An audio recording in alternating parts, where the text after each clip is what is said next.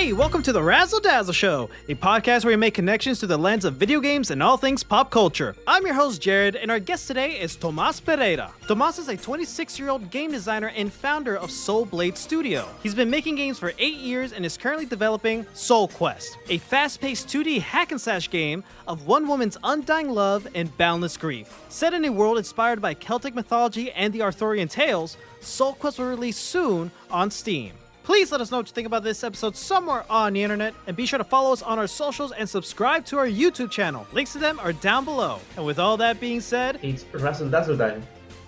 Hello, Tomas. Thank you so much for being on the show. How are you today? I'm doing well. Thank you for having me. Let's start at the beginning with you. Can you tell us, where did you grow up, and how would you describe the musical background of your childhood? Well, I grew up in Argentina, same country I always live in. That's a good question because it's very, I don't know how to describe it, but I hear a little bit of everything. Right. Because when I was a child, I used to hear music from the TV channels that only play music. Yeah. So I just hear every single type of, genre and stuff. I think I have, eras. From this time I hear more rap, this time I hear more rock. Now I hear a lot of anime background music. Yeah, it's a little bit of a potpourri. Did you have any instruments growing up in the household at all? No, I tried to play the guitar when I was in high school, but it wasn't really my thing. And it's weird because I'm left-handed only for guitar. Yeah. I think it was because in Guitar Hero I used to play it like that, but in every other aspect of my life I'm right-handed. Wow, okay, interesting.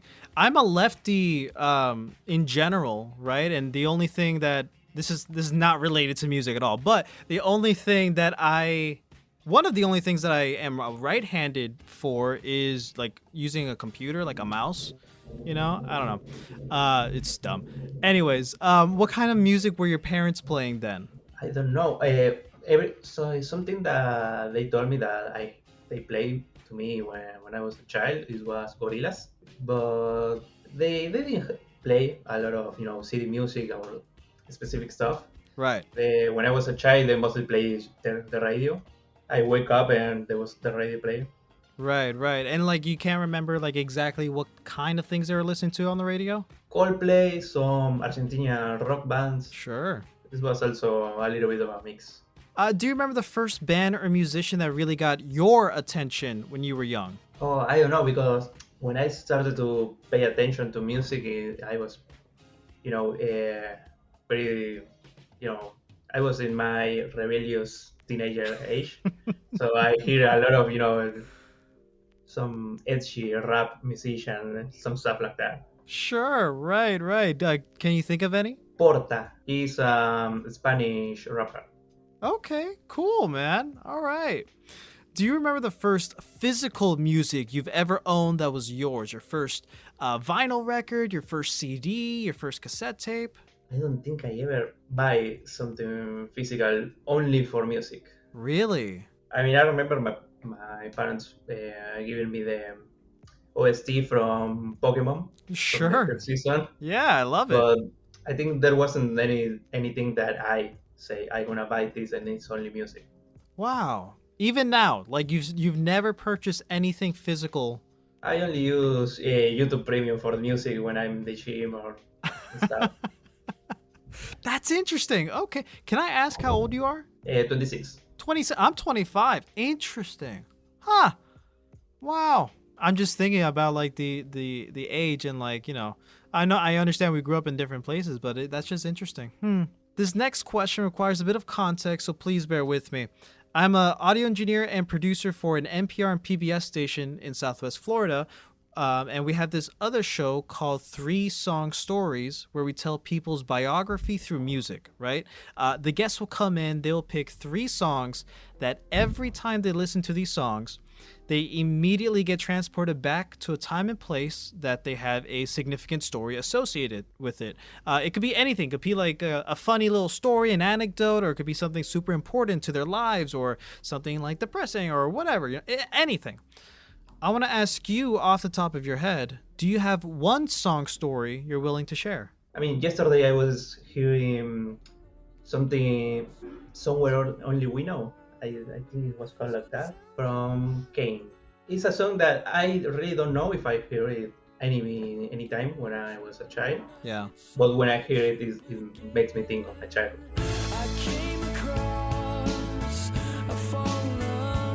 Now let's get into your career as a game dev, right? You've been designing games since you were a teenager.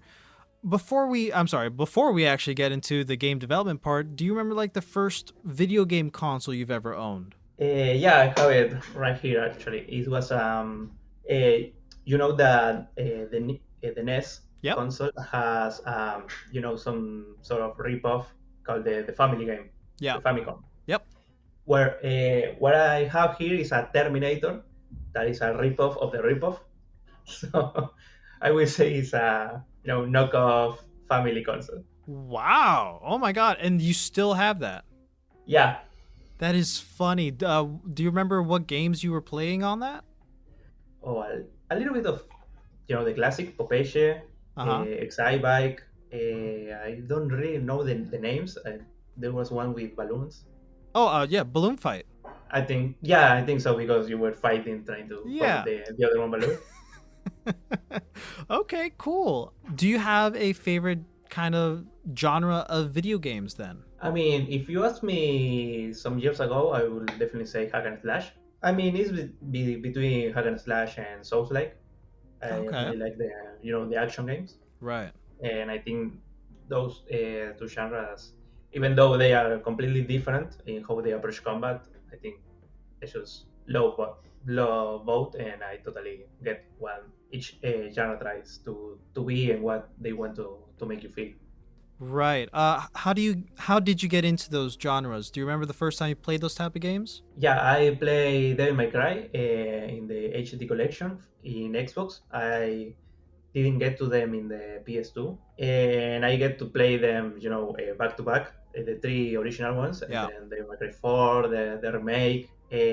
I was pretty a fan of. So when they announced Devil May Cry 5, I was astonished. But I also play a lot of games that I didn't know they were hack and slash, like God of War or the Ghost Rider game in PS2. Right. Yeah. I think it was something that just happened that every time I play one of those, I was, hey, this game is something at least for me.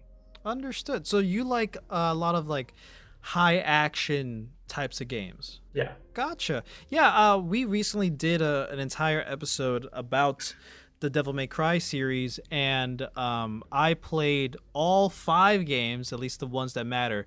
DMC, Devil May Cry, we don't talk about that one. It has a pretty good combat. Yeah, the combat is fine, but like story wise, right? Like we don't count that. It's a Devil May Cry game in name only, not anything else. But yeah, the combat is good in that game. But yeah, I played through the entire series except that one back to back. So 1, 2, 3, 4, and 5. And man, the first 2 games are rough.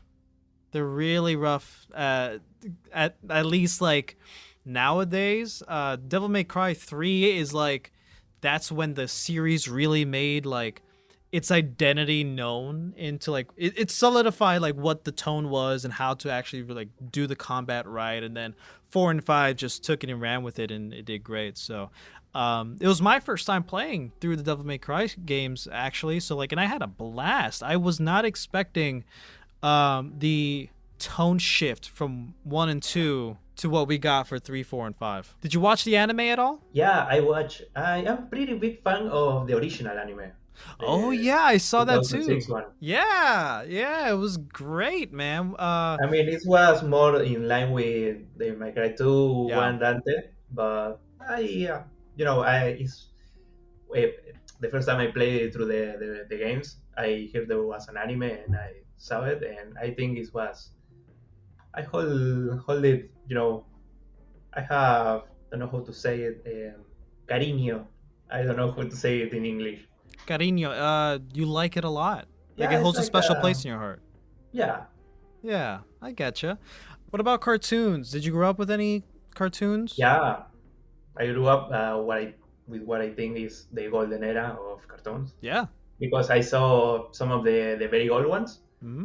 The 80s, 90s ones, and the early 2000 ones that I think they were the best. Yeah, yeah. I mean, that's right. I just forgot. You just told me that you're a year older than me. Yeah, we grew up in the heyday of so you're a Cartoon Network fan. I'm assuming that's what you're Yeah, referring to. Yeah. Okay. Great. I knew I liked you. So am I. So yeah, like we got to grow up with old school classics like Dexter's Lab, Powerpuff Girls, Johnny Bravo, and stuff like that. But also we got to see like modern time cartoons like Ben 10, Camp Lazlo, Generator Rex, Chowder, Flapjack. So like all those cartoons were amazing. So okay, I'm glad you grew up with that. Did you have a favorite? I mean, I don't know for a cartoon. For a cartoon, maybe I was a pretty big fan of. I don't know how it was named in English. The pink dog that has a lot of terror chapters. Oh, Courage, the Cowardly Dog. Courage. Yeah, we here say it's Coraje. Oh yeah, yeah, yeah. Okay. Billy Mandy. Yes, Billy and Mandy. Okay, yeah. So like the more spooky kind. Yeah, because that wasn't very common in Yeah. cartoons for kids. So when when a show was willing to go that far, I mean, I really like that. Understood. Okay. Do you think that's also why you like games like Devil May Cry and the Souls games? Because of that, like creepy demon eldritch horror vibe, maybe? Maybe because I mean I dig a lot of the horror stuff, Lovecraftian horror, cosmic horror, all that stuff. I like horror movies, but I really hate. I mean, I don't hate them, but I can play horror games. Right. Yeah, yeah, yeah. So therefore, games like Dark Souls, Bloodborne, that have a creepy vibe, but emphasis on combat, that's easier for you to play. Yeah, I think my limit is Resident Evil. When you start as Yes. a horror game, and then you have 8 weapons, and the horror just vanish. Yeah. Okay. Cool. Okay. I'm glad we got to paint a picture of your early days, your childhood and stuff. Okay, cool. So now actually getting into your game development. You've been designing games since you were a teenager, like I mentioned. What first pulled you into the world of game development? Why decide to start? Yeah, maybe because I mean I've been playing games since I have memory. When I was in middle school, I didn't know when they ask you what do you want to be when you grow up. I didn't know, and then some people from a nearby high school come to talk about their high school, and they talk about it was a technical school, and they have a programming career. And I asked, can you make games with that? They say yes. So I just go to that high school just to learn how to code my game, and I was terrible. But at least when I finish, I say, okay, I finished. It's time to make games, and that's pretty much how I started. Okay, so your love of video games just drew you into, you know what? I want to make games for myself by myself.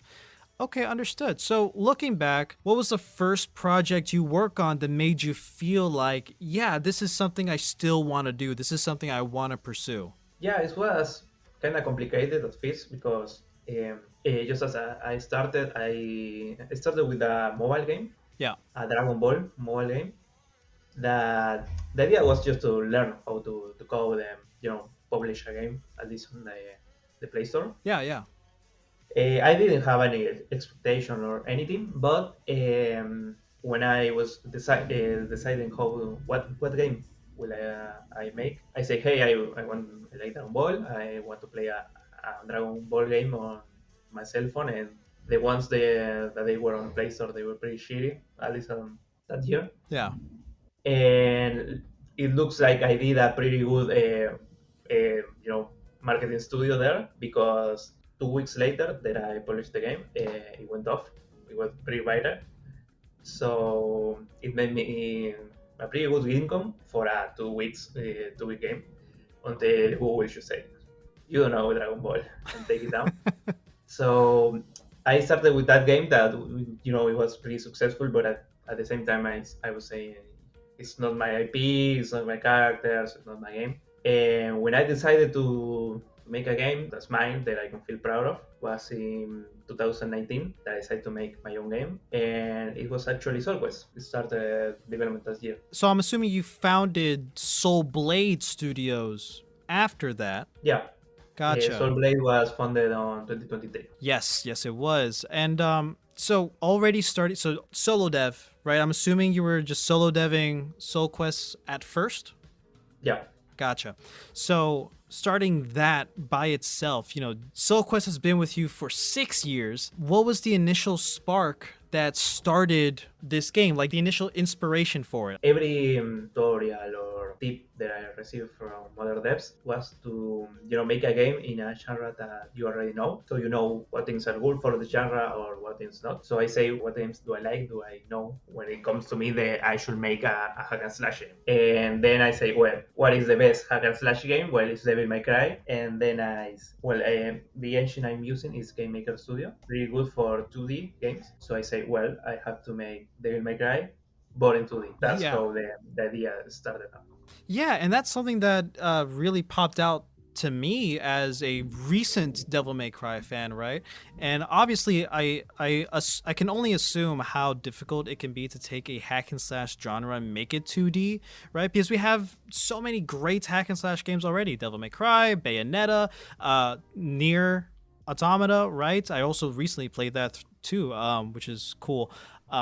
Taking that into 2D, I saw that, I'm like, oh, okay. And obviously I played the demo, of course, and I was having a shit ton of fun playing it, and also looking at it. It is really pretty, and I like one thing, I like how the lighting looks like from the rocks and stuff like that. Like, I like how they glow and stuff. You guys you've done an amazing job. Your artist has done a great job with the character designs too. I like the voice acting. Anyway, sorry, I'm getting ahead of myself. Excuse me.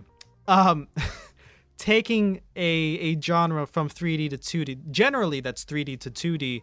How was that challenge for you? I think that challenge came a little bit after, because when I was designing how the enemies will be, pretty much overall stuff from the game, like how the closing the camera should be and that sort of stuff. It always come to me, yeah, you're basing your game on Devil May Cry, but Devil May Cry is 3D, so they have a ton of space to add a lot of enemies, so enemies can do different stuff than what you're making. I think, I mean, the level design they use is going to be a lot different than what I can do in 2 dimensions. So I think that was mostly the complications I have. The other complications came from the genre itself, because Right. you need, I really lost the count how many animations the main character has. Yeah. It's a lot. In frames, I think it's 600. Wow. For like all of her move sets? Yeah. That's incredible. Mob sets, animations, all that stuff. And that was something I wasn't thinking at first. I mean, if I were back in time and I can give me a tip, is start with something that doesn't require as many animations, or at least don't choose a pixel art style that is that detailed, because it's going to be pretty expensive. Yes. Yeah. Pixel art is a double-edged sword. One, it's so pretty. You can do so much with it, but it's one of those art forms where, like, even resizing something in pixel art, you have to like recreate. You can't just shrink it. You have to like recreate it in a smaller size. I do want to highlight that the visuals again for SoulQuest is done beautifully. I like the fluid animations you've done, not only for Alice, the main protagonist, but also the enemies. Like, I've seen how like the floating Grim Reaper guy with the scythe, like how he spins and how he attack, like how he moves too. Like, you guys clearly has spent a lot of time like refining how these characters are supposed to move and look. And this is just from the demo. I can't imagine how it's going to look in the final game. So like, you guys did an amazing job. Well, thank you. Something that interests me a lot, the game draws on Celtic mythology, gods, and themes of grief and defiance. Why did those themes resonate with you for this game? Yeah, I don't know if those things actually resonate with me because since I started developing the game with only the combat in mind, and obviously when you make a game like this, the combat is your main priority. Yeah. When I was actually, started working with an animator for the character and stuff, I sort of been forced to actually think, okay, where is this game going to take place? Because that is going to affect what enemies can be in the game or what stuff they can do, as well as the protagonist. Right. Also, I need a story to move the games towards. So I actually think, okay, you obviously need to have a character is obviously super mega power, and I think he has to rescue the soul of his wife, Yeah. and then I say, husband say wife. It was kind of literally the premise from Mario. Yeah. It's a game with a premise. It's been So I done say, before. Yeah. yeah, that's what I wanted to spin it around, and she's saving him, but he is actually the strongest man of every place. Right. So she is the one that needs to empower herself to to match up with him and the idea she has of him. And then I really like me medieval stuff. I mean, for the games and animes that I like, I really love the sword combat fight. Yeah. I think that's the best type of combat that there are in media. And to do that, I wanted to make it a high fantasy medieval. And at that time, Norse mythology was everywhere. Right. The God of the War. remake of Cold War Yeah. just went off. You have all the Marvel fans with Thor and such. So I wanted to spin it off a little bit. So I went from Celtic, that it wasn't really, very much reflected on media, at least that I know of. Yeah. That was also pretty complicated because I didn't know Celtic mythology, and when I was, searching for reference and trying to study it, I find that there's very little stuff from Celtic. There's a lot of things that people don't know if it's Celtic or Norse, or the things that are shared with those two mythologies. Right. And they have like three pantheons for gods, and from one place it says that a god is the god of fire, but then you see it's the god of sun, and no, it's a lot of different stuff. So I don't know if the story that I made is going to be pretty much how much accurate it's going to be with Celtic mythology. Sure. So Right. I hope people will like that. So then, a way to think about it's more of a mix of Celtic and Norse then, just because they have that relationship together. Yeah, I think it's going to be a little bit like how God of War changed Norse mythology. They introduce a god that is not part of them, um, and changed a little bit the dynamic that they Right. had. I mean, I added a lot of Arthurian tales there, and that I also changed the dynamics of how the gods relate to the characters and what relationship they have between themselves. Because when I was making the game and designing the mechanics and the story, I designed SoulQuest as a trilogy. So there's going to be stuff like some stuff like, and it ended up being a little cryptic Right. because there's there are story and ideas for game mechanics for a prequel and a sequel. Right. Understood. Okay. Interesting. I think it's fascinating learning about how obviously how a game comes together. So this is very cool. So the themes don't necessarily resonate with you. You already talked about the goal Alice goes through to, save her husband, love and loss, right? Do you see parts of yourself in that story? Like, does that at all connect with you in any level? I mean, I for Ali's story, I don't think it actually connects with me. I wanted to, you know, feel what she could feel in those moments. I wanted to, write her characters and then see how she could feel and that how she can evolve through her story. I think for me myself, I think it's not what I think of me, but I think for her husband's story with her, that it's not a big part of SoulQuest for this entry at least. But when I was writing the story for the prequel, I made him at least his character, like the person I would like to be. The sort of perfect hero, very self-sacrifice type of guy.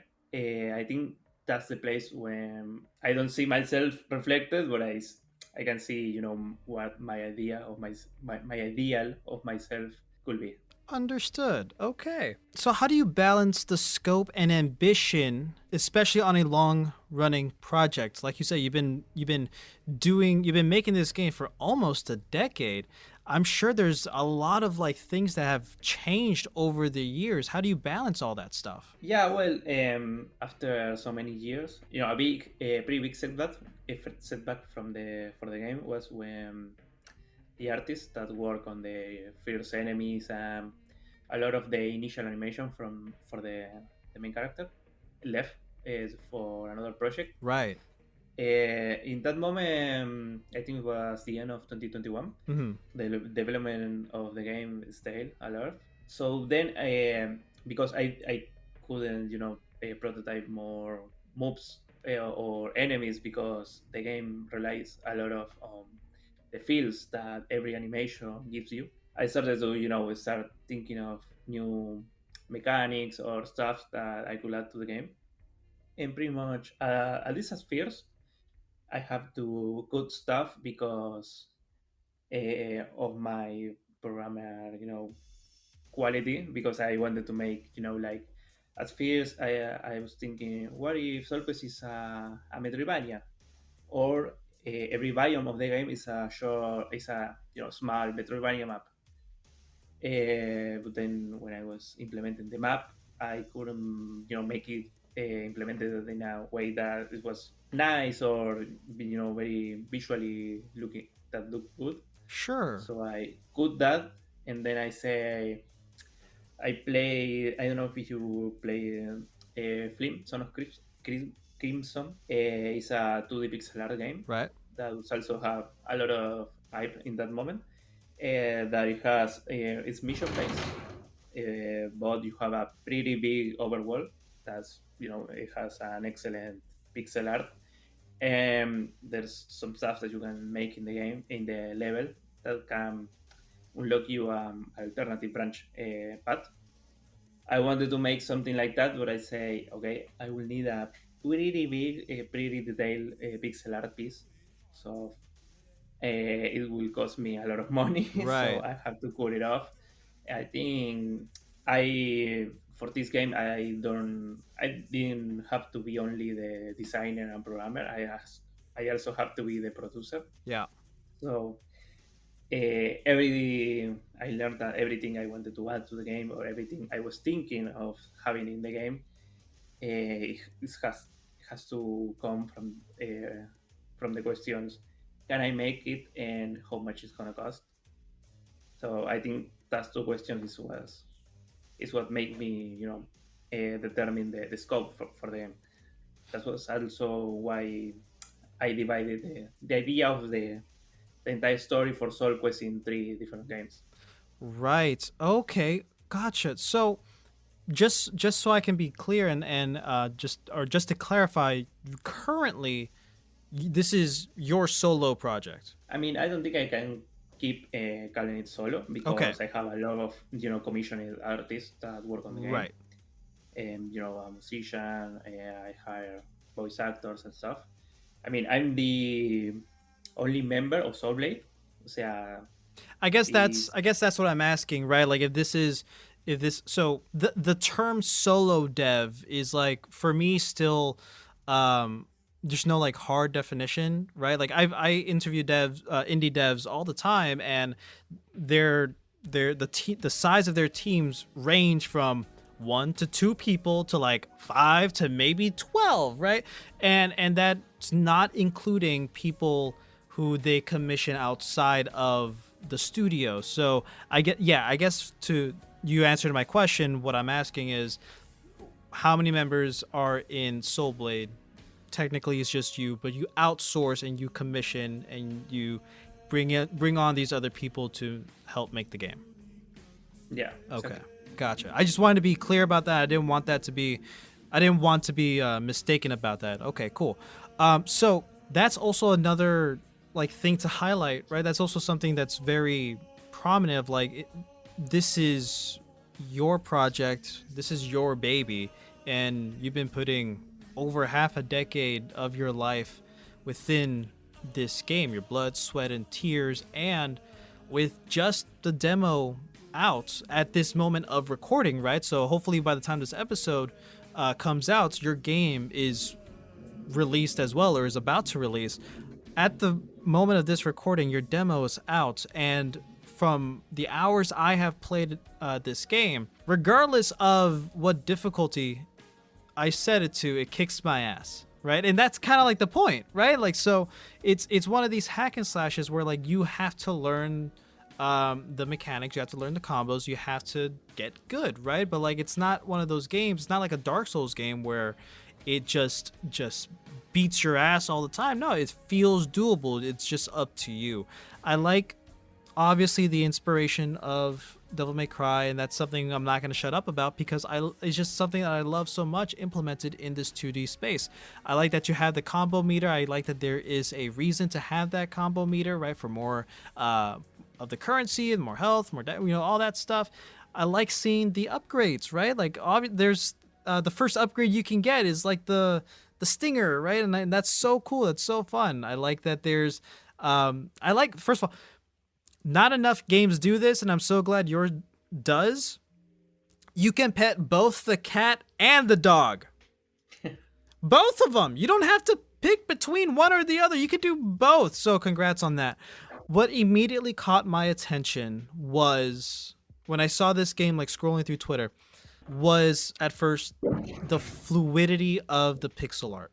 It looks so good in action, and even on idle. Like, there have been points when playing this demo where I just let the character Alice stay in idle, and I just watch everything else move that's not attacking me, and just watch her move and watch how she does her animation cycles. And like, I think you have done a really good job, and of course credits to the artist and whoever else has helped you. Now, so far, as of recording, of course, how has feedback, I guess, from the community helped you make decisions going forward with the development of the game? Yeah, they were actually letting me realize that some stuff could be annoying, like the sounds. Sure. They play a lot of they want a separate audio line, so Right. they can change the volume for that. They also they give me feedback about how the specific moves of the combat feels, and or at least how they don't want to feel. Because as you say, the game is based a lot of the fluidity of the combat and player expression through the moves. And they say, when I do this specific move, I don't feel that fluidity locks me up in this animation and I can do anything else. Or every time I get hit, the player is staggered a lot of time, and it doesn't let me move up from that state, and I get hit again. It helps me a lot with the balancing of the enemies and overall gameplay. That I think is the biggest fundamental for the game. Right. Gotcha. And how do you keep yourself motivated on a project that's been going on for so long? Again, for almost half a decade now, or just about half a decade. Yeah, I mean, there was a lot of rough stuff because pretty much in some early years then I talked with publishers, and you know that was only that, just an email saying we will get back to you. That's it's pretty demotivating. There. I mean, when I say I started this game 6 years ago, 6 years ago, I don't say I've been working on SoulQuest 6 years ago nonstop, because that's not the case. I have a full time job also, and there were in those early years there were times that I was completely demotivated, and I just didn't work on the game for like 2 months Right. or such. I also in 2023, I have been working on opening the company and making actually another game that released in the same year that I started and was published before SoulQuest. Cool.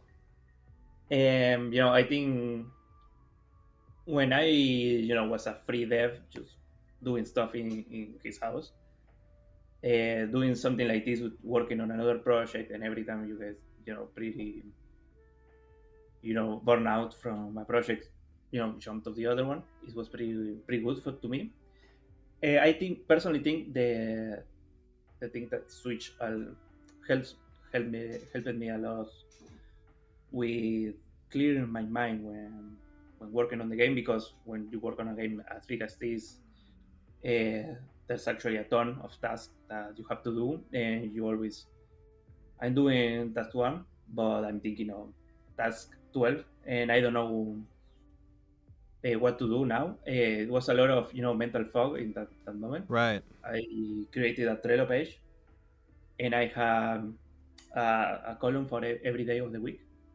So I have a column with all the tasks that the game will need, all separated, and I just move one if it's big, or 2, 3 tasks to each day of the week. So I know today I have to do this, and if I did this, the game has progress.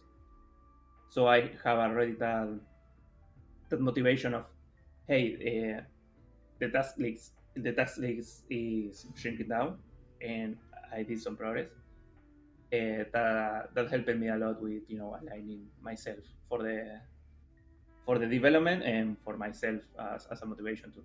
Understood. Yeah. I mean, I can't imagine, man, like doing something for so long. Actually, no, I can. What am I talking about?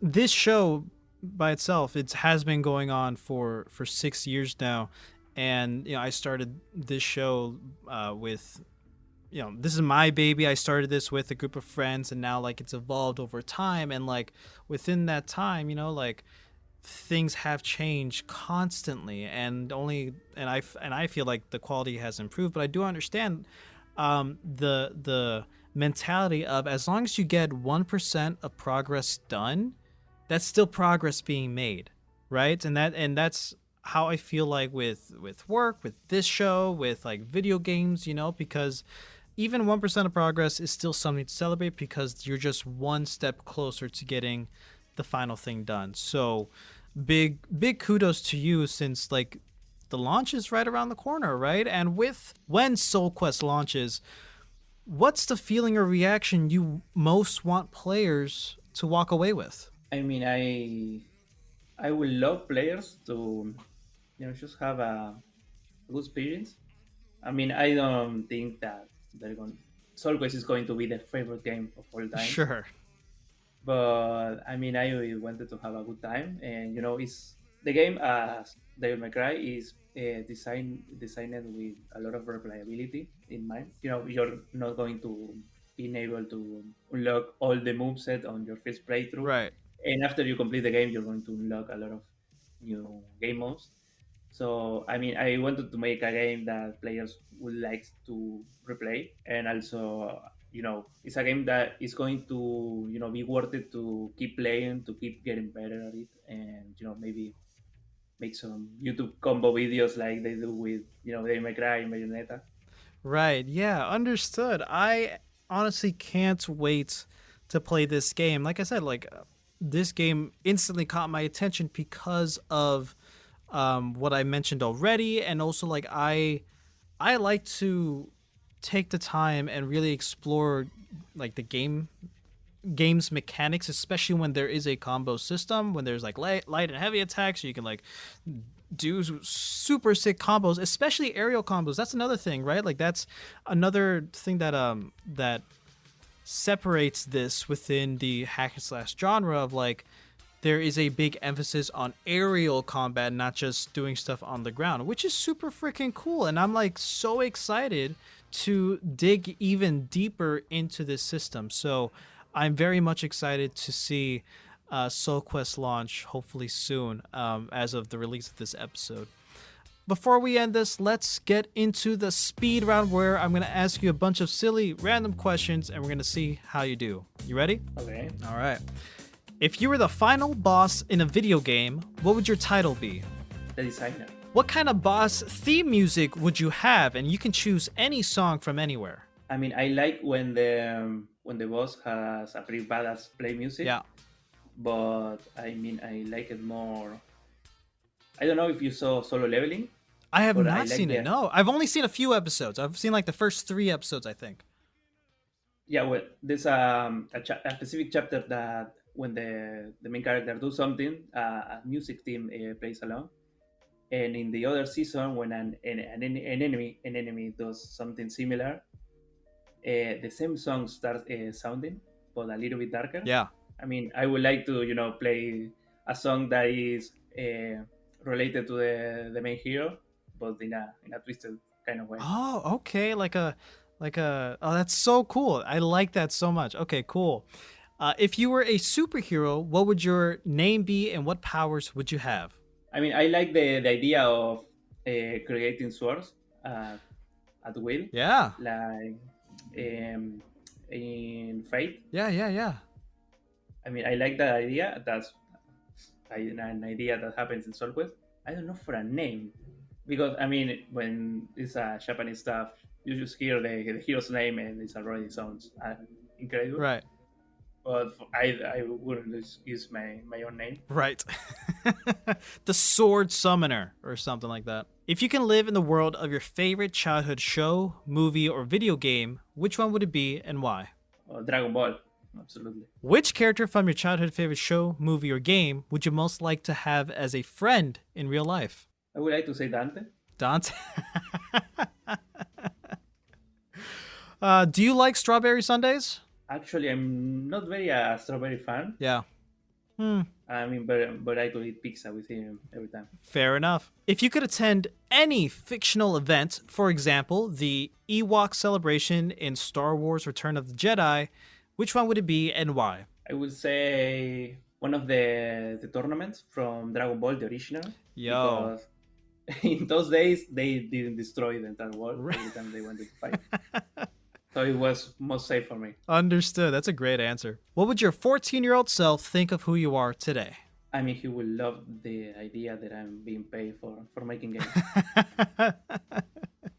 I bet. Yeah, man. It's every kid's dream now, right? Well, it is now time for you to recommend 3 people that you'll share this episode with whenever it comes out, that you think they'll be a good guest on the show, if you can help us get them on the show. I think Matias Rispo, also from here, from Argentina, is going to be a pretty good chat with him could happen from there, because he's not only currently making a game, he's also a movie director, and he's making a game in the universe of the movie that he already made. Wow. I mean, I think that's pretty cool. It is very cool. In a similar way, also Andres Borgi, he directed a lot of horror stuff and just commercials and stuff, and he's now directing. He partnered up with a game developer, and they both are making a game that's almost like a visual novel in 8-bit horror team, but the cinematics happens in live action. Cool. Okay. And he's directing all the live action scenes. Sick. That's awesome, dude. Hernan Lopez, he's actually now the director from ADVA, that is the Game Developer Association from Argentina. Yeah. Well, he's also a game developer with a company from many years ago. He goes to every pretty big convention, GC, Gamescom, and also he pitch games from all of us that can go to those places to polish them. Sick. Pretty good. He's also a magician. He's a he's a magician. Yeah, he has a lot of stuff that you can think of it as first. Okay, interesting. I don't think we've had a magician on the show before, so that'll be very fun. Awesome. Well, thank you so much for that. I really do appreciate it. We'll do what we can to get them on the show. Do you have any final thoughts? Well, I mean, if people are seeing this when the game releases or close to the game release, I hope they will like the game. Leave a positive review. That helps a lot. Yeah, man.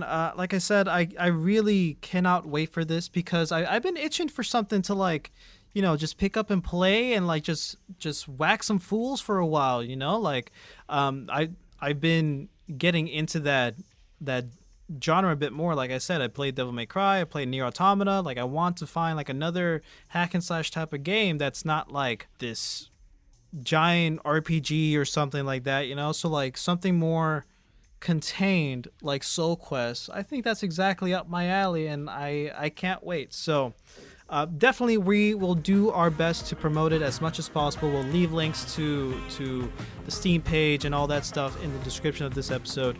Thank you so much, Tomas, for being on the show, taking the time out of your busy schedule to do this. I really do appreciate it, and I hope that we get to stay connected and collaborate more when the game comes out. Yeah, I think the same. Thank you for having me. All right, that's all the time we have for today, guys. Thank you so much for joining us on another episode on The Razzle Dazzle Show. Be sure to follow him on his socials and check out SoulQuest, coming soon to Steam. Be sure to let us know what you think about this episode somewhere on the internet. Follow us on our socials and subscribe to our YouTube channel. Be sure to rate us 5 stars and leave a comment down below. We'll catch you on the next one. Next time on The Razzle Dazzle Show. The things that we choose for entertainment matter to us, like they're important to us and we care. And yes, it may seem like a frivolous career sometimes, but I'm like, story is important, entertainment is important, escape is important. Gosh, maybe now more than ever. That like I'm talking about, I'm obsessed with an Instagram account of guys singing to animals because quite frankly, emotionally, mentally, I need it sometimes. Like I need something like that. I need something gentle and sweet when everything seems really dark, heavy. And I think when I started doing Comic-Con, it was like 2022, so it was right at the end of COVID. And I remember people coming up and saying, we'd love to take a picture with you for our Christmas card because we played Mario Kart all through COVID, and that it was something we could all do as a family. And you're like, wow, it's special to people. Like that matters to people. I didn't save anybody's life, but being a part of a project that made someone feel happy during a dark time, I'm like, that makes me feel great. I'm so happy that people took something positive from that or, found some relief in it. Tune in next week.